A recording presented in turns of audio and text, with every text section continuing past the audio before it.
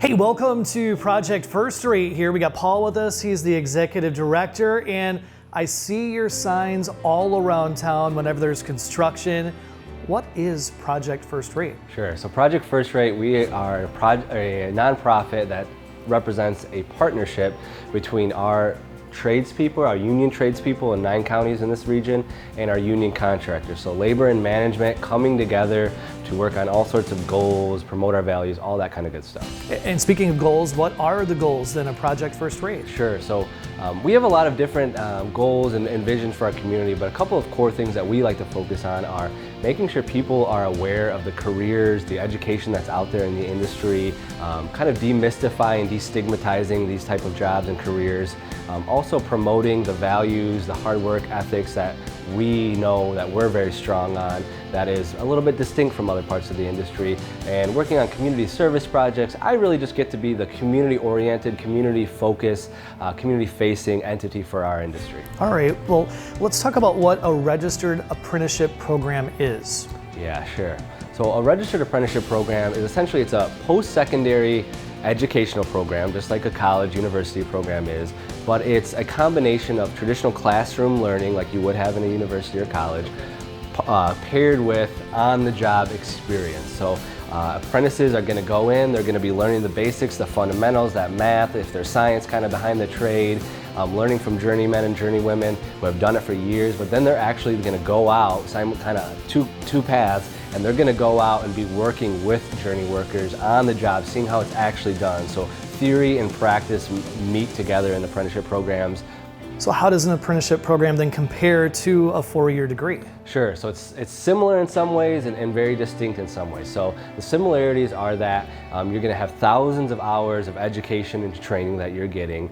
They're generally going to be at least 4 or 5 years long, so you're in the program, you're making that commitment.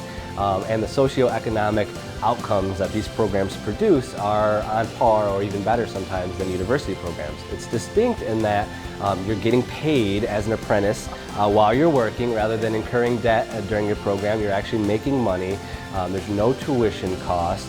And then you come out with a craft that you can literally just go out and work with right away. And in some cases, are you already accruing time at a certain company that you might end up working for in the future? Yeah, so on the job training piece, you're going to be working again alongside other apprentices and journey workers for a contractor on real construction sites. All right.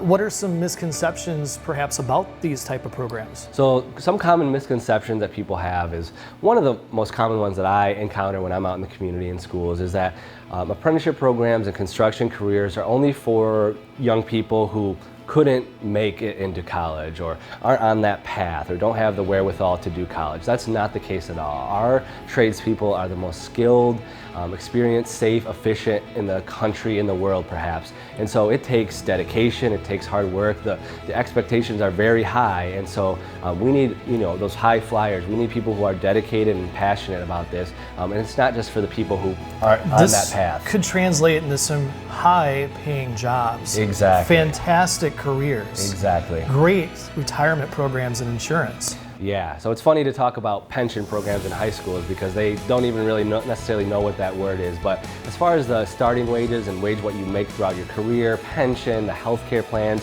it's almost unparalleled for especially a career where it doesn't require a 4-year degree. And again, going back, you didn't accrue all that debt for a 4-year degree.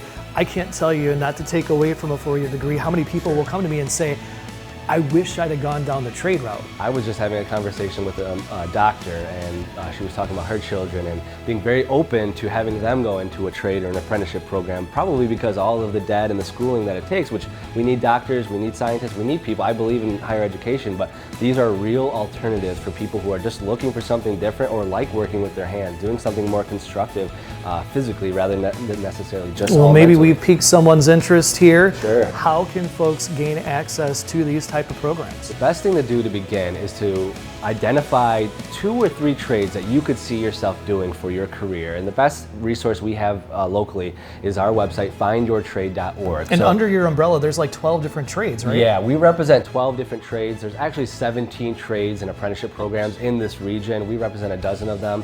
So go find those trades and really look with those requirements, the application process, all that kind of stuff, and we can help out with that. Thanks, Paul. Thank you very much. Appreciate it. Some great Absolutely. information and some great careers. Thank you.